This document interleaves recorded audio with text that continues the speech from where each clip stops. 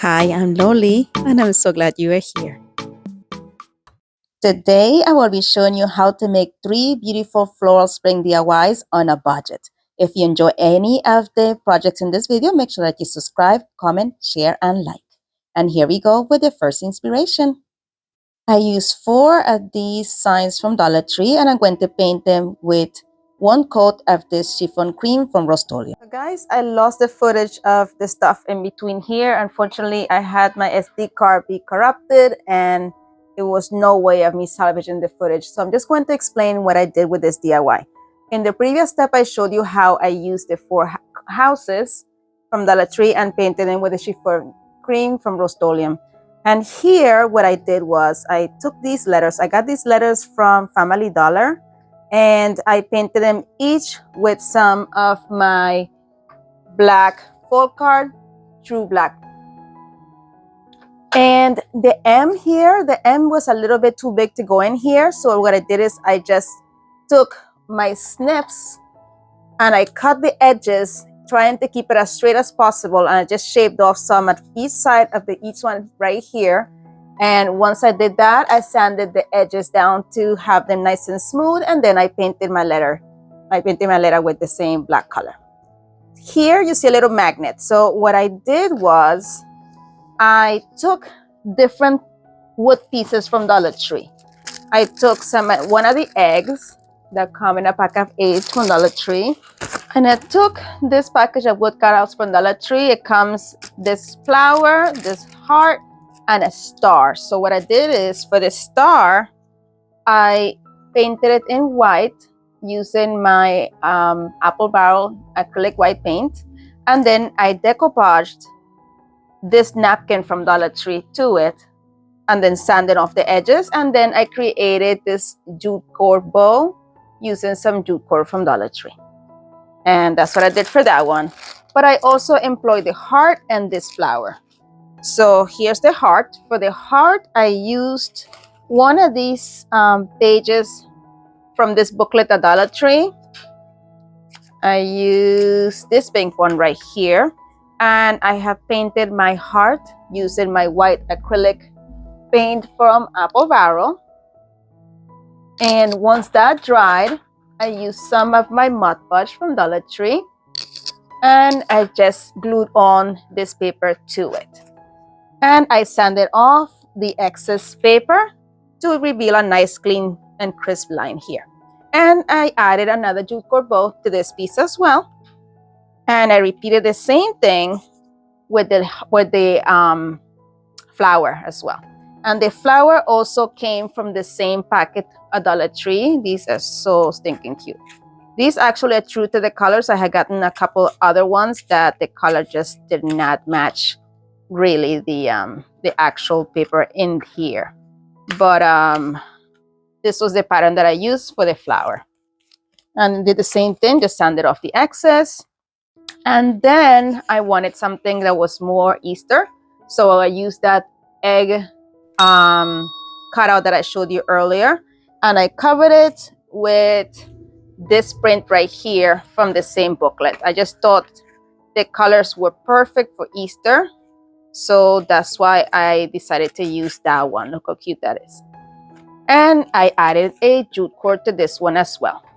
So here what I'm doing is using some magnets from Dollar Tree. So I'm able to interchange these, and I'm planning on making some more so I can change the theme each season. So Valentine's Day, I can add on this one. You know, for any patriotic holidays, I can use this one. For this inspiration or for this collaboration, I am using this one right here. This is just perfect for our flower theme, and it goes for the rest of our DIYs. And if I want to switch it out, I can use the egg right here. And you can see here, this is an example on how good the adhesion of the magnet is as I'm adding it on and off. So what I'm going to do is take some of these magnets. I want to make sure though that we do magnets that attract each other instead of repel each other. That's very, very important step. So right here, we see that these two glue together, right? So then we know we can use this a magnet, but we are going to make sure that the downside is this side right here.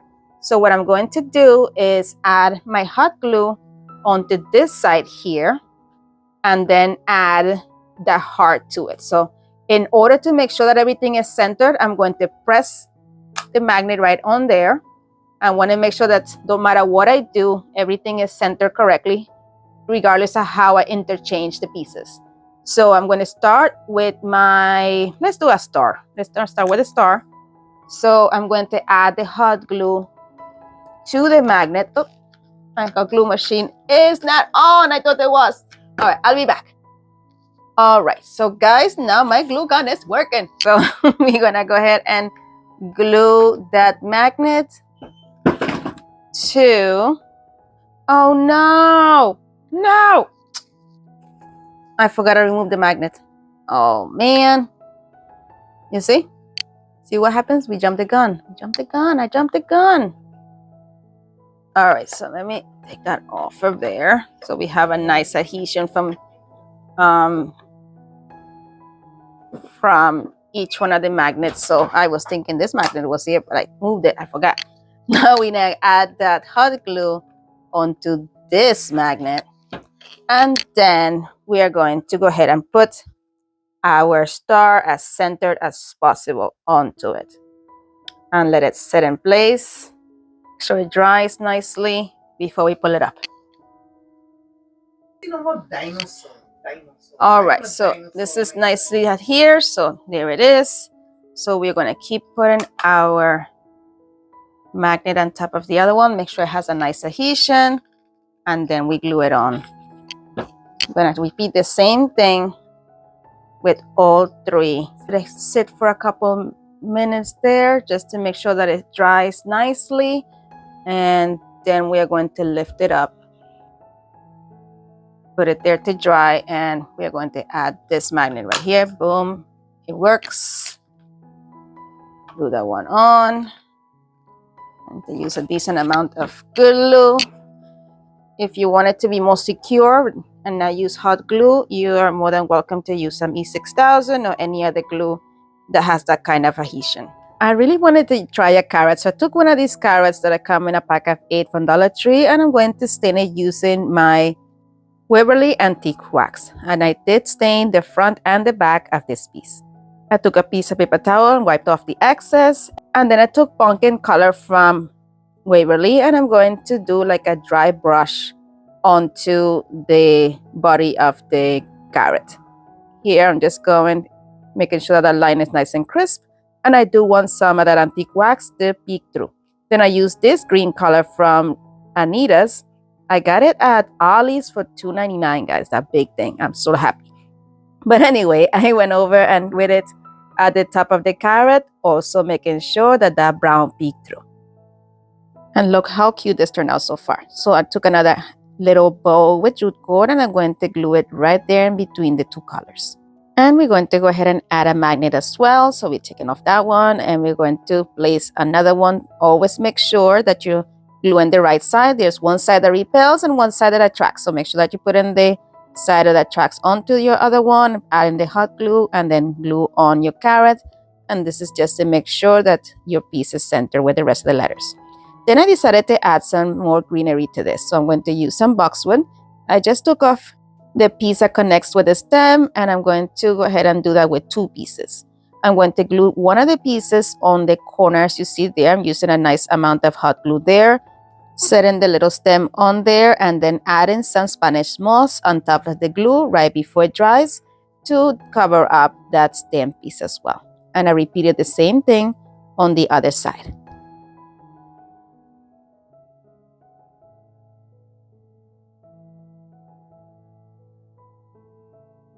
Then with the other piece of boxwood, I'm going to cut it in half, and I'm going to glue one of the pieces in the middle of the other two, doing the same process, adding that piece right on there, adding the little bit of moss on top of it. And now I'm adding hot glue to the areas that were blank and adding moss on top of that to make it look like a nice continuous little garden within this house. Then I just trim off the excess moss to have this look nice and neat. I checked off the excess moss, and that is it for this one. Look how cute this turned out. I love it. Friends, so this video is part of the Spring Flowers Opening by Collaboration that is hosted by Amanda from 6 Kids and a Glue Gun and Brenda from Rustic and Lace DIYs.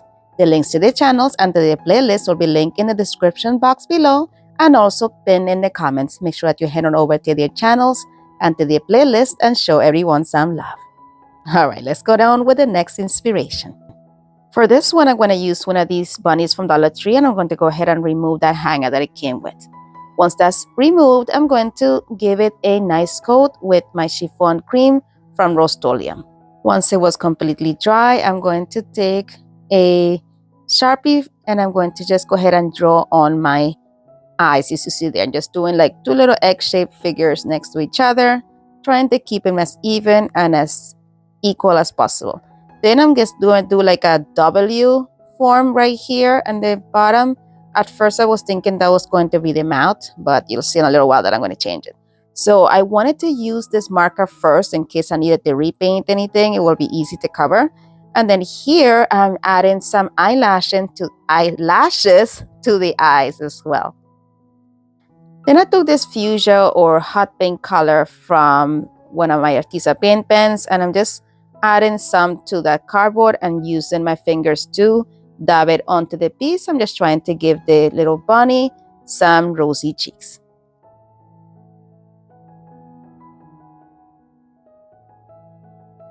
The cheeks were coming up uneven, so I said, let me finish up the face first before I continue with this. So I came in with my black Arteza paint pen, and I'm just going over the Sharpie, just making it a little bit more even, and elongating a little bit the eyelashes, and also this says the mouth right now, but it's actually going to end up being the nose. I filled in the eyeballs using the Arteza paint pen, just making sure the whole thing was black, and I did that with both of the eyes. I know you're loving the video, so make sure that you like, comment, and share. Sharing is caring. Thank you so much. Make sure you share my video today so I reach more people. Alright, so we're going to go back to the cheeks now, guys. I'm going to take different shades of pink, and I'm going to add it to my cardboard right there. And I'm going to use my little finger there to spread it around. I feel like I have a little bit more control this way than if I used a brush. So I just did that. It's still looking crooked, but so you know what? Let me just give this a nose. This needs to be a nose. That mouth is way too close to the eyes. And so I just filled it in, as you see right there.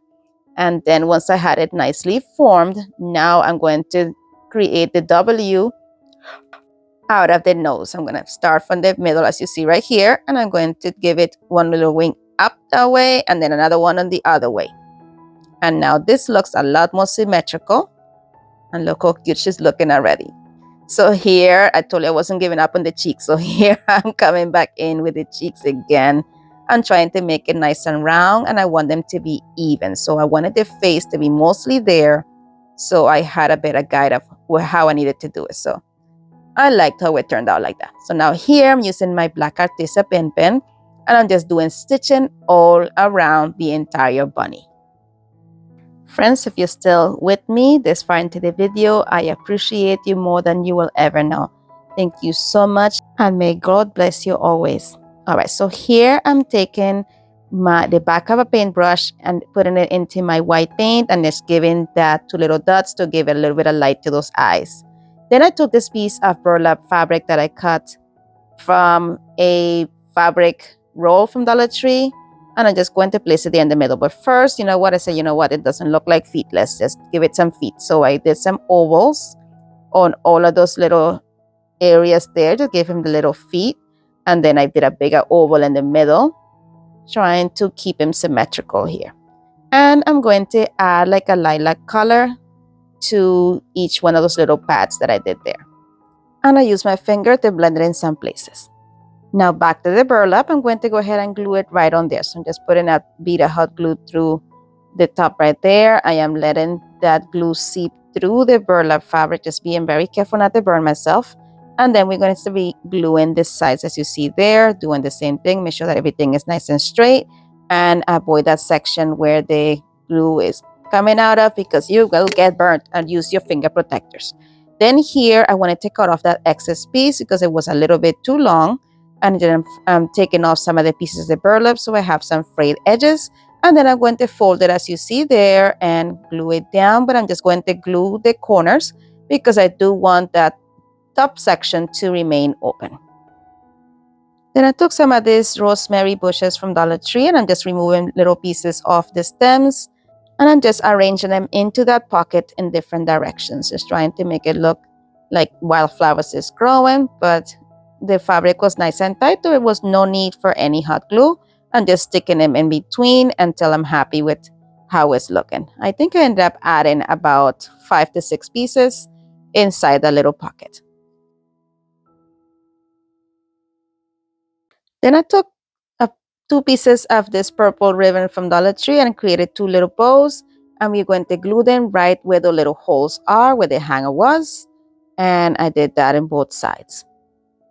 And I think this bunny turned out adorable. Let me know what you think. I want to take a quick moment to say thank you to my subscribers for subscribing, commenting, liking, sharing. All these things help me tremendously. They help my channel grow, and I appreciate you very much for them. And if you have not subscribed yet, what are you waiting for? Go ahead and subscribe and join the Lolly D's Creations family. It is free and it means the world to me. All right, the next inspiration, we will be using one of these bases from Dollar Tree. I took some masking tape and I'm going to add it in different sections.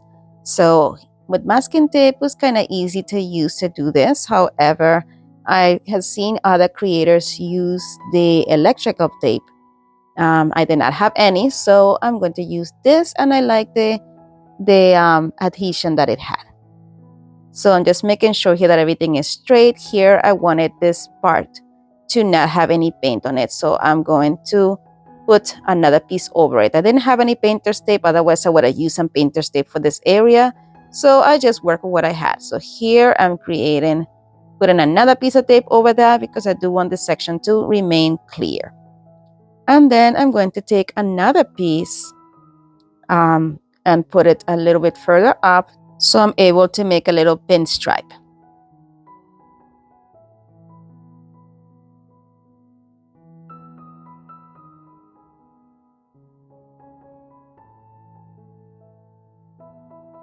As I was going, I was designing to see how exactly I wanted this pinstripe to be. So here I added another piece of tape, not that far off from the other one, to create another pinstripe. And I left the rest untaped.